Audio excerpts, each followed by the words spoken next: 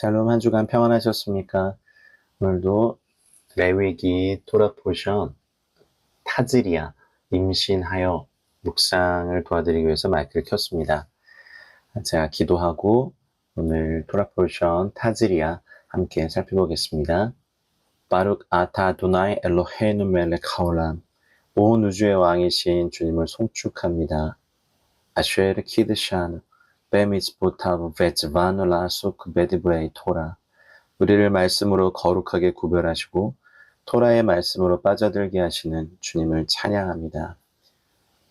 주님 우리에게 지혜와 계시형으로 임하사 레위기를 통하여서 우리에게 말씀하시고자 하는 하나님의 거룩함과 하나님의 정결하심을 가르쳐 주십시오. 이 본문 한 구절 한 구절에 깃들어 있는 하나님의 영감과 하나님의 지혜와 또 하나님의 진리를 우리가 그냥 넘기지 아니하고 깨달아 할 수 있는 은혜를 주님께 구합니다. 성령님 함께 이 본문을 접하는 저희 모두가 하나님의 말씀을 깨달아 할 수 있는 은혜를 도와주시기 원하오며 지혜와 계시의 영으로 임하셔서 우리에게 주의 말씀을 깨달아 알게 해주십시오. 감사와 찬양과 영광 올려드리며 예수님의 이름으로 기도하였습니다. 아멘. 올해는 2월에 윤달이 껴져 있죠. 그래서 보통은 타즈리아와 메조라를 같은 본문으로 엮어서 더블 포션으로 묵상하는 것이 일반적인 해의 묵상 방법인데요. 윤달이 껴있는 그 해는 타즈리아와 메조라를 이제 구분해서 묵상하게 됩니다. 그래서 타즈리아 임신하여 이 본문은 레위기 12장과 13장의 본문을 묵상하시고요. 하프타라는 열왕기 하 4장과 5장의 말씀, 그리고 브리타다샤는 요한복음과 마태복음의 말씀을 묵상하게 됩니다. 레위기 12장 1절 2절에 주께서 말씀하시기를 여호와께서 모세에게 말씀하여 이르시되 이스라엘 자손에게 말하여 이르라 여인이 임신하여 남자를 낳으면 그는 이레 동안 부정하리니 곧 월경할 때와 같이 부정할 것이며. 말씀드렸듯이 레위기는 제사장 나라 훈련 매뉴얼입니다. 이 장에서는 이제 거룩한 것, 카도시와 속된 것, 홀이라고 하는데요. 평범한 것입니다.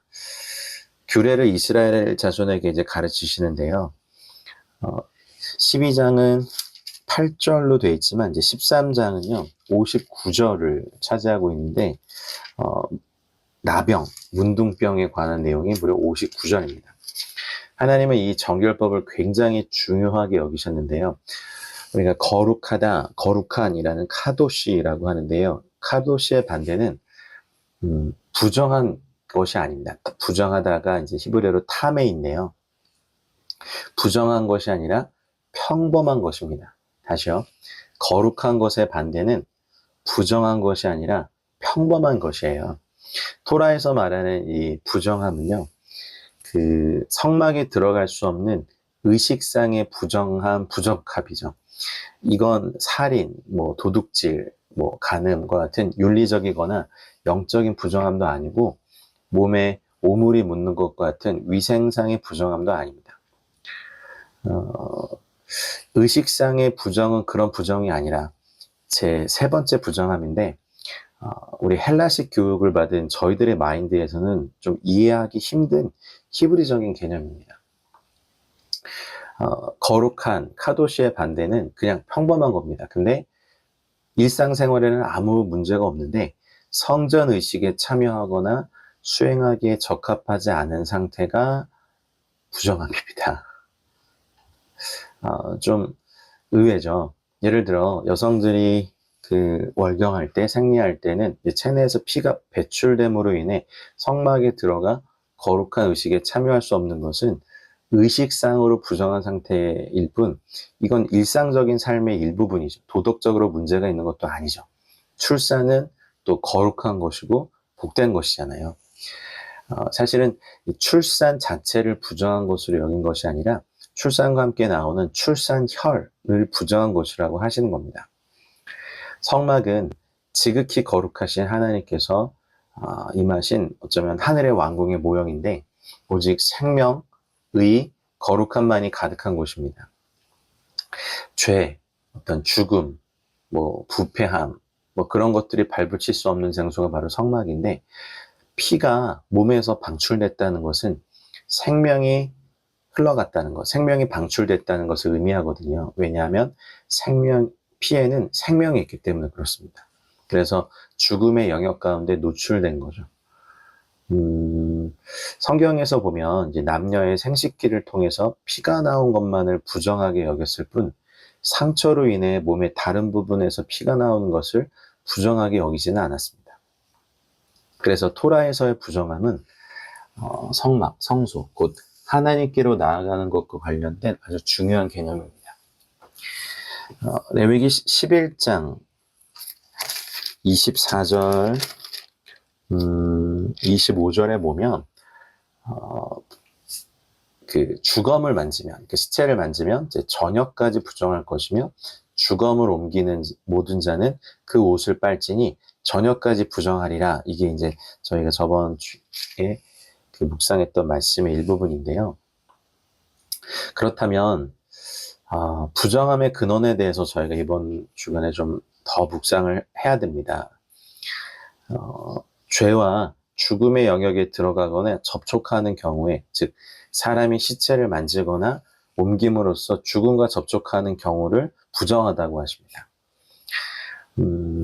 뭐 좀 예를 들어보면 이제 사람이나 짐승의 시체를 만지거나 옮기는 경우, 또 몸에서 피나 체액이 흘러나오는 경우, 유출병이라고 하죠. 또 월경이나 생리, 하혈을 하는 경우, 또 출산하는 경우, 그리고 문둥병에 걸린 경우가 부정함입니다. 이런 경우에 우리는 하나님의 거룩한 성전에 들어갈 수 없죠. 근데 이게 마음과 영적, 뭐 도덕적 상태를 말하는 건 아니거든요. 그래서 의식상의 부정함이 문제가 되는 경우는 일상생활을 할 때가 아니라 이 땅에 성막이 세워지고 그곳에 임한 거룩한 영광 가운데 나아가 하나님을 예배하려고 할 때 그렇습니다. 여기서 이제 하나님이 저희들에게 가르치시는 것은요, 그분께는 죄와 죽음 자체가 부정하다는 것이에요. 생명의 근원이신 하나님과 인간을 갈라놓은 죄와 그 결과인 죽음을 미워하시는 거죠. 하나님의 임재 가운데에는 죄와 사망이 조금도 발붙일 수가 없는 것이었죠. 원래 하나님의 임재가 있던 에덴 동산에는 생명, 의로움, 거룩함만이 가득한 곳이었잖아요. 그곳에는 죄와 죽음이 없었기 때문에 부정함도 없었습니다. 하나님은 이제 출애굽기에서 에덴 동산의 모형인 성막을 이스라엘에게 주십니다. 성막이 에덴 동산을 의미하기 때문에 죄와 접촉한 상태로는 거기에 들어갈 수 없는 거예요. 우리가 성막을 통해서 하나님이 어떤 분이신지, 하나님의 나라가 어떤 곳인지, 그곳에 들어가기 위해서 얼마나 철저하게 정결함과 부정함을 구별해야 하는지 우리는 배워야 합니다. 생명만으로 충만했던 에덴 동산에 아담과 하와의 죄로 말미암아 사망이 들어오게 되었고, 결국 그들은 부정하게 되었죠. 그래서 죄와 사망이 그들을 타메이, 부정한 상태로 만든 거죠. 이것이 하나님께서 아담과 하와를 에덴 동산으로부터 쫓아내실 수밖에 없었던 이유입니다. 그래서 토라에서 부정함에 대해 말씀하신다는 건 인간이 원죄 아래 있다고 하는 가장 강력한 증거입니다. 원죄의 결과로 세상에 사망이 가득하게 되었고, 우리는 이 사망을 접촉하면서 살기 때문에 탐해의 상태에 있는 것입니다. 오늘 이 12장에 보면 이제 여자가 남자아이를 낳으면 7일 동안 부정하게 될 것이다 라고 했고요. 8째 날에는 그 아이의 포피를 뵐 것이다.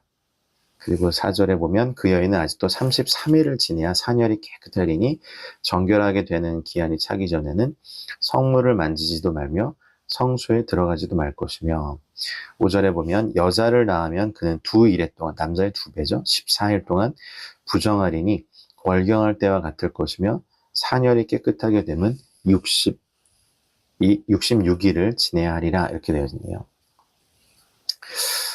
왜 여자아이가 남자아이의 2배의 시간이 필요한지는 하나님의 영역인 것 같습니다. 여인이 아이를 잉태하고 해산하기 위해서 반드시 따라오는 것이 고통인데 고통을 통과하면 놀라운 은혜의 경지에 올라서게 되죠. 이 주의 토라는 이것을 타즈리아, 임신했을 때라고 말합니다. 창세기 3장 16절 17절에 이제 여자에게 이르시되 내가 너에게 임신하는 고통을 크게 더하리니 내가 수고하고 자식을 낳을 것이며 너는 남편을 원하고 남편은 너를 다스릴 것이니라 하십니다. 여성들의 어떤 생리, 그리고 9개월의 임신 기간, 해산의 고통, 해산할 때 엄청난 출혈, 그 이후 더 큰 육아의 고통, 이런 거 쭉 나열해 보면 하와의 죄로 인해서 여성들은 죽음의 영역과 접촉하게 되고 부정하게 됐죠. 그래서 여러분 오해하지 마실 건 하나님이 부정하게 된 자들의 성막 출입을 금하신 것은 인간이 아니라 부정함, 죄와 죽음을 거절한 것이라고 이해하셔야 합니다. 그리고 하나님께서 인간에게 정결함을 회복할 수 있는 방법을 가르쳐 주셨어요. 그건 하나님께서 인간을 미워하신 것이 아니었음을 보여주는 거죠. 그래서 정결법은 사실은 축복과 은혜의 계시인 겁니다. 이 정결법 규례가 복잡해 보이고 지금 레위기를 건너뛰시고 싶은 충동이 많으시죠. 그래도 이 정결법 규례, 이건 부정함에 노출된 이스라엘 백성들로 하여금 성막에 임하신 하나님을 뵙도록 하기 위해 주신 엄청난 축복인 거죠. 그래서 이스라엘 백성 전체가 이 정결법에 따라 구별됨을 훈련하고 그 타호르, 하나님께 나아갈 수 있는 상태를 유지하게 하시는 겁니다. 하나님께서 이번 토라 포션을 통해 가르치는 것은 잉태하라고 말합니다. 번성하여 땅에 충만한 것, 자녀를 많이 낳는 것, 또 신약의 교회로 치면 제자 삼는 것입니다. 타즈리아를 이루려면 우리가 사실은 다음 주에 묵상하게 될 메쪼라, 나병 환자, 이걸 또 깨달아야 됩니다. 메쪼라, 다음 주에도 말씀드리겠지만 메쪼라의 원형은 짜라인데요. 피부병, 문둥병, 살이 썩는 병을 의미합니다. 메쪼라는 사람의 본질을 보여주는 토라 포션이거든요. 사람은 원래 썩는 존재가 아닌데 아담의 원죄를 통해서 모든 사람은 메쪼라, 즉 살이 썩어서 죽는 존재가 되었습니다. 그래서 사람이 죽으면 살이 썩습니다. 예수님께서 나의 메쪼라를, 이 나병을 고쳐주셨고 생명을 불어넣으셨다는 것을 깨달아야 자녀를 잉태하고 낳을 수 있는 진정한 제자, 또 어머니, 신부가 될 수 있습니다. 하나님께서 말씀하신 것이 그거예요. 생명은 죽음과 섞일 수 없고 죄는 의로움과 섞일 수 없고 거룩한 것과 속된 것도 섞일 수 없어요. 우상 숭배와 여호와 신앙도 섞일 수 없죠. 레위기를 우리가 거룩의 매뉴얼로 잘 배우고 이것들을 깨달으면 이제 새 예루살렘, 오는 세상, 올람 하바라고 하죠. 오는 세상이라고 불리는 새 예루살렘, 완전히 회복된 에덴 동산에서의 그 깨끗함, 부정함이 아니라 그런 죄와 사망에 발붙일 수 없는 완전한 생명과 의로움의 나라로 갈 수 있는 것입니다. 그 새 예루살렘은 속된 것, 부정한 것이 있을 수 없는 곳입니다. 사탄은 수천 년 동안 이 하나님 나라의 정결법을 없애기 위해 노력해왔죠. 출산한 여인이 부정한 이유에 대해서 많은 신학자들이 다양한 의견을 냈어요. 종교개혁자 칼빈은 이제 아이를 낳는 일이 결국 죄인을 낳는 일이기 때문에 원죄를 가지고 태어나는 모든 인간은 태어난 즉시로 죄와 죽음의 상태로 들어가기 때문에 부정하다라고 칼빈은 말했고, 웬함이라는 또 신학자는 이제 토라는 출산과 여인 그 자체가 아닌 산혈, 이제 출산혈, 생리혈과 같은 의미로 보면서 부정하다고 말한 거죠. 근데 이 산모를 부정하다고 규정하는 건 또 여성으로서, 출산을 한 여성으로서 가장 연약한 시기에 보호해 주시려는 창조주의 은총에서 비롯된 배려라고 또 유대인 랍비들은 해석하더라고요. 그래야 남자들이 가까이 안 오거든요. 출산 시의 부정함, 처음에 7일, 나중에 33일 이렇게 두 단계로 나뉘는데 아까 우리 읽은 것처럼 처음 7일간의 부정함은 이제 월경 기간의 부정함과 같아서 이 기간에는 접촉을 통해 다른 이들에게 부정함을 감염시킬 수 있고 이후에 33일은 처음 7일과 동일하게 의식상으로 부정하긴 하지만 타인에게 부정함을 감염시키진 않습니다. 그래서 이 33일이 지나면 산모는 이제 번제와 속죄제를 드려서 이제 정결함, 타호르를 회복하고 성막에 들어갈 수 있게 됩니다. 그러니까 번제는 또 온전한 헌신이고 속죄제는 죄를 씻는 거, 부정을 씻는 거잖아요. 또 여자아이를 출산하면 14일 동안 부정하고 66일간의 정결 기간을 지내야 되고 부정한 기간에는 이제 성관계를 가질 수 없고 이후 정결 기간 동안에는 성관계를 가져도 됩니다. 다만 거룩한 물건을 만질 수 없고 성전에 들어갈 수 없을 뿐입니다.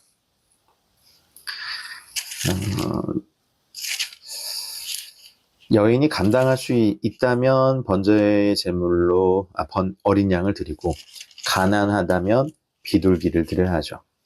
그리고 이 제물 외에 산모는 속죄제를 드려야 되는데 사실 정결제의 의미가 있거든요. 그래서 어쨌든 산모를 깨끗하게 하고 다시 그 관계를 회복하게 하시는 주님의 배려입니다. 예수님께서는 죄악 중에 잉태하시진 않으셨지만 이 법에 따라 정결 예식의 날을 채우고 8일째 할례를 받으셨죠. 그리고 예수님의 어머니 마리아는 산비둘기 한 쌍을 바쳤습니다. 이제 이게 누가복음 2장 22절로 24절에 나오죠. 근데 남자아이와 여자아이의 부정한 기간이 왜 다른가? 뭐 여러 가지 좀 찾아봤는데요. 이제 유대 전승을 좀 한번 참조해 보시죠. 아담이 천지 창조 7일째 되던 날에 지어져서 유대 전승에 나온 얘기입니다. 41일째 되는 날에 에덴 동산으로 들어간 반면에 여자는 천지 창조 14일째 되던 날에 창조돼서 81일째 되는 날에 동산에 들어갔기 때문에 이런 율법이 생겼다고 외경의 희년서라는 곳에 기록되어 있습니다. 한번 참조하시죠. 또 어떤 그 성서학자는 여자만이 가지고 있는 이 신비로운 생산력 때문이라는 해석도 있습니다. 물론 남자도 생명이 탄생하는데 일조하는 건 사실이지만 아이를 잉태해서 자궁에서 길러 세상에 내놓고 기른 것도 전적으로 여자의 몫이죠. 그래서 하나님은 생명을 탄생시키는 축복을 여자에게 주셨고 이런 면에서 여자는 남자보다 하나님을 더 닮았습니다. 이 관점에서 보면 여자아이를 낳았을 때가 남자아이를 낳았을 때보다 부정한 기간이 2배가 되는 이유는 생명을 탄생시킬 여자아이가 태어난 것을 더 기뻐하며 기념하기 위해서고 또 여자아이를 낳은 엄마를 남편의 접근으로부터 오랫동안 보호하는 차원에서 부정한 기간을 길게 한 것으로 풀이할 수 있죠. 그리고 이웃 민족들과 달리 이스라엘은 여자의 중요성을 의식해야 한다는 의도가 율법에 담겨 있다고 봅니다. 그런데 이거는 이제 해석일 뿐, 왜 다른가는 저도 잘 모르겠어요. 결국 하나의 하나님의 영역 안에 있는 미스테리로 남습니다. 자, 8절까지 있었던 12장을 지나서 이제 13장으로 가면 여호와께서 모세에게 이제 말씀하여 이르십니다. 만일 사람이 그의 피부에 무엇이 돋거나 뾰루지가 나거나 색점이 생겨서 그의 피부에 나병 같은 것이 생기거든 그를 곧 제사장 아론에게나 그의 아들 중 한 제사장에게로 데리고 가라 이렇게 되어 있습니다. 짜라하트 성경에서 나병 또 문둥병 한센병으로 번역되어 있는 것은 사실 엄밀히 말하면 현대적인 문둥병과 일치하지 않습니다. 이 짜라하트라고 하는 특별한 유형의 악성 피부병입니다. 근데 이게 피부만이 아니라 의복, 수염, 머리, 가죽, 집의 벽에도 발병하는 나병보다는 악성 피부병 혹은 악성 곰팡이로 보는 것이 더 정확한 번역으로 여겨집니다. 그렇게 고치자고 하시는 성경학자들 많습니다.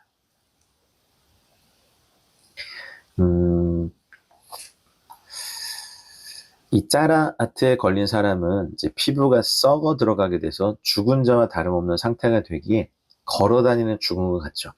그래서 이 문둥병자는 그와 접촉하는 자마다 부정하게 하는 부정함의 근원이 되기 때문에 그 사람이 이스라엘 진영에 남아있으면 이스라엘 전체가 부정하게 되죠. 그래서 결국 그렇게 되면 결국 성막도 부정해지기 때문에 하나님의 영광이 떠나실 수밖에 없습니다. 그래서 시체에 대한 말씀도 하시죠. 어, 시체를 만진 자, 시체가 있는 집에 들어간 자 모두 부정케 되고 이제 사람의 시체가 유발시키는 부정함은 7일간 지속되죠. 그리고 불구남송아지의 제물로만 정결케 할 수 있습니다. 하나님께서 사람의 죽음을 가장 싫어한다는 거 말씀드렸죠. 사람은 하나님의 형상대로 지음받았기 때문에 그렇습니다. 근데 이 제사장이 이 피부병 환자들을 진단하고 판단하거든요. 제사장은 의사는 아니죠. 네, 제사장은 또 병을 치료하지는 않았죠. 이 부분이 우리의 대제사장 되신 예수 그리스도와의 차이점입니다. 이 세상은 병들었고 모든 사람은 저희를 포함한 모든 사람은 죽음에 이르는 병에 걸렸습니다. 이 이제 악성 피부병을 지칭하는 메조라는 원래 살이 썩어 들어가는 병을 의미하거든요. 그래서 우리 죽으면 모두 살이 썩어 죽어가는 병에 걸려서 그 모습을 보게 되죠. 원래 영생하는 존재로 창조된 저희들이 죽을 수밖에 없게 되었고 오직 예수 그리스도의 속죄와 대속을 통한 영생의 축복을 통해서만 우리는 회복될 수 있습니다. 그래서 이 피부병의 징후들을 통해서 우리의 한계를 여실히 보여줍니다. 그리고 왜 우리에게 예수님이 필요한지를 분명히 보여줍니다. 예수님께서 우리에게 오셔서 너는 맷조라다 이렇게 말씀하시는 것 같죠. 그래서 예수 그리스도께서 이 땅에서 나병 환자들을 고치실 때 치료라고 하시지 않으셨거든요. 그냥 깨끗하게 하셨다고 했습니다. 질병이 아니라 부정함으로 보셨죠. 1절부터 이제 13절 1절부터 17절까지 무엇이 돋거나 피부에 돋거나 뾰루지가 나거나 색점이 생기는 경우에 대해서 말씀하셨고, 이제 18절부터 23절은 피부에 종기가 난 경우를 말씀하십니다. 24절부터 28절까지는 피부를 불에 데웠거나 그 댄 곳에 불구스름하고 희거나 순전히 흰 색점이 생기는 경우를 말씀하셨고, 그리고 29절부터 남자나 여자의 머리나 수염에 환부가 있는 경우, 요거를 진찰하라고 합니다. 29절부터 37절까지네요. 그리고 38, 39절에는 이제 피부에 흰 색점이 발생한 경우를 어떻게 해라. 그리고 40절부터 44절에는 대머리에 희고 불그스름한 색점이 발생한 경우 어떻게 해라. 그리고 45절, 46절은 나병 환자가 어떻게 처신해야 되고, 그러니까 나병 환자는 옷을 찢고 머리를 풀고 윗입술을 가리고 외치기를, 또 침이 또 튀면 안 되잖아요. 부정하다 부정하다 할 것이요 병이 있는 날 동안은 늘 부정할 것이라 그가 부정한 즉 혼자 살되 진영 밖에서 살지니라 하셨습니다. 그래서 의복에 발생한 나병의 색점에 대해서도 47절 이하는 말씀하고 있죠. 이번 주간에 묵상이 좀 쉽지는 않으실 거예요. 피부병을 묵상하셔야 되니까. 그래도 이 정결 규례법에 대해서 좀 깊이 묵상해 보시죠. 피부에 부스럼이나 뾰루지나 얼룩이 생겨서 악성 피부병에 감염된 것으로 생각하면 제사장에 보여야 됩니다. 2절이 그렇게 말하죠. 그래서 여러 가지로 이렇게 제사장은 판단합니다. 그 두 가지 기준으로 질병을 판단해야 되는데요. 털의 색깔을 봐야 됩니다. 3절에 보면. 그리고 우묵하게 꺼진 피부가 있는지 살펴야 되고요. 4절에 보니까 만약에 감염된 부위만 하얗고 우묵하지도 않고 털이 희지도 않으면 7일 동안 격리를 시키고, 또 필요에 따라서 또 7일을 더 격리시킬 수도 있죠. 제사장이 진찰해보고. 이 목적은 병의 진행 상태를 파악하기 위해서 그렇습니다. 만일 병의 진전이 없으면 간단한 피부병으로 진단하고 제사장은 정하다라고 선포할 수 있는 거죠. 그래서 제사장으로부터 이제 정결 판정을 받은 사람은 옷을 빨아 입고 일상으로 돌아갈 수 있습니다. 그걸 칠절이 말을 하죠. 근데 피부에 뾰루지가 퍼졌으면 제사장은 그를 부정하다라고 해야 됩니다. 이는 나병임이니라 이렇게 되어 있고요. 또 감염 부위에 생살이 돋았느냐에 따라 진단할 수 있습니다. 9절부터 11절이 이제 그걸 말을 하고 있는데요. 13절에 보면 이제 진찰을 하고 나병이 과연 그의 전신에 퍼졌으면 그 환자를 정하다 할지니 다 희어진 자인즉 정하거니와 머리부터 발끝까지 하얗다 할지라도 생살이 돋지 않았으면 제사장은 그를 정하다고 선포해야 됩니다. 이건 아마 백반증을 두고 하는 말인 것 같습니다. 백반증은 이제 피부에 멜라닌 색소가 없어져서 흰색 반점이 생기는 병이라고 하더라고요. 그래서 훗날에라도 또 생살이 돋아나면 그는 부정하게 됩니다. 이 규례의 목적은 이제 질병이 확산되거나 다른 사람에게 전염되는 것을 막는 거죠. 근데 병자를 낫게 하는 건 아닙니다. 그리고 종기에 대해서도 좀 살펴보면 종기도 그것에 종기가 생겼다 나은 자리에 이제 흰 점이 돋거나 불그스름한 색점이 생기면 제사장을 찾아가야 됩니다. 18절, 19절에 그걸 말하죠. 만일 그 부위의 털이 휘어지고 우묵하게 되었으면 심각한 병이니 제사장은 이제 그를 부정하다고 선포해야 됩니다. 또 증세에 따라서 필요하다면 격리시킬 수도 있죠. 이제 쉽지는 않은데 그래도 한 절 한 절 좀 생각해 보면서 묵상해 보시기 바랍니다. 그렇게 쭉 피부병에 대한 규례가 나옵니다. 사실 이것도 피부과 전문의 선생님들이 이걸 보고 굉장히 흥미롭게 연구를 한다고 하죠. 이제 그 털이 누렇게 변하는 건 그러니까 피부가 우묵한지 털 색깔은 어떡한지를 살펴본다고 하잖아요. 털이 누렇게 변하는 거는 황선의 특징이고 황선은 전염성 피부병인 백선에 속하는 피부병입니다. 또 일반적으로 짐승들로부터 어린아이에게 옮게 되죠. 여기에 감염되면 이제 두피에 동그라미 형태의 누런 종기가 생깁니다. 필요에 따라 격리를 시키고 제사장의 대처 방법은 이제 다른 질병들과 동일하게 합니다. 만일 정하다고 판단된 뒤에라도 질병의 변화가 있으면 다시 제사장을 찾아가야 됩니다. 38절에 피부에 희끗희끗한 얼룩이 생기면 제사장을 찾아야 되고 만일 살이 우묵하지 않고 털이 하얗게 되지 않았으면 정결합니다. 이런 현상을 동반한 피부병은 이제 습진, 농가진, 여드름, 단순 포진 이런 것들이 있습니다. 역대하 26장에 보면 이제 우시야 왕이 제사장의 만류에도 불구하고 성전에 들어갔다가 얻은 피부병이 본문에 묘사된 것에 가장 가깝습니다. 그리고 40절부터 이제 대머리. 사실 모든 유형의 정상적 대머리는 부정하지 않아요. 성경에서 가장 유명한 대머리는 엘리사죠. 네, 그에게 대머리라고 놀린 아이들에게 저주를 내린 적이 있습니다. 열왕기하 2장에 보면. 근데 이 대머리의 경우에도 희끗희끗하고 불구스레한 종기가 나고 진물이 흐르면 제사장에게 보여야 됩니다. 그리고 제사장은 다른 질병들을 취급하는 기준으로 진단해서 대처하면 됩니다.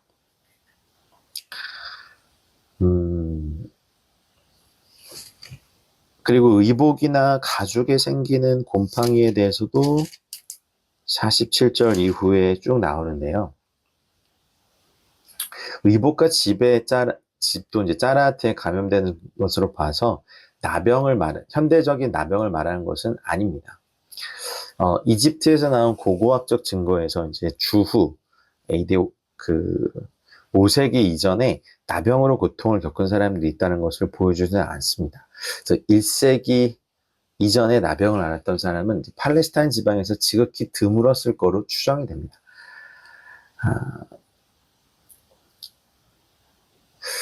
그 짜라트를 번역한 헬라어가 있거든요. 레프라. 여기 이제 이게 나병을 지칭하는 것은 아닙니다. 나병을 지칭하는 엘레판티아시스라는 단어가 있거든요.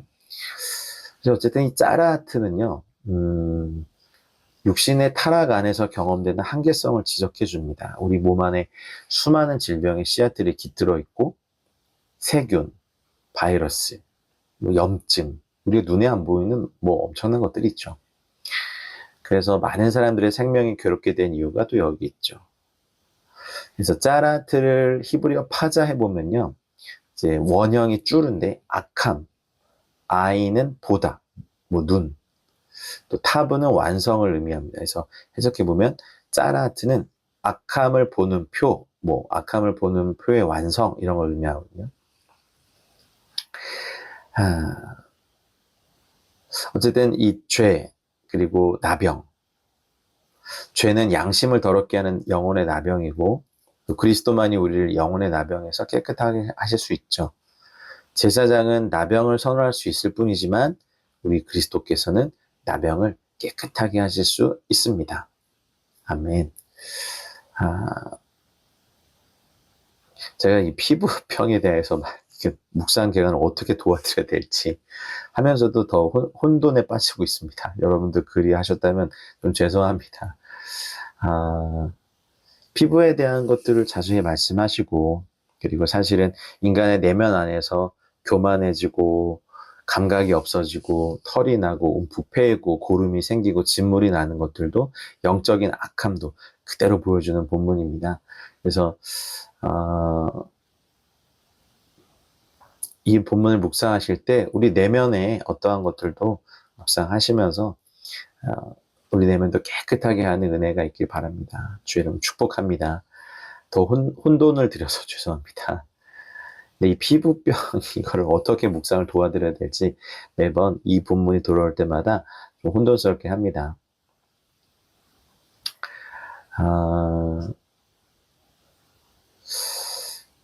어쨌든 복음은 구약에서는 격리였지만 예수님은 정결케 하신 겁니다.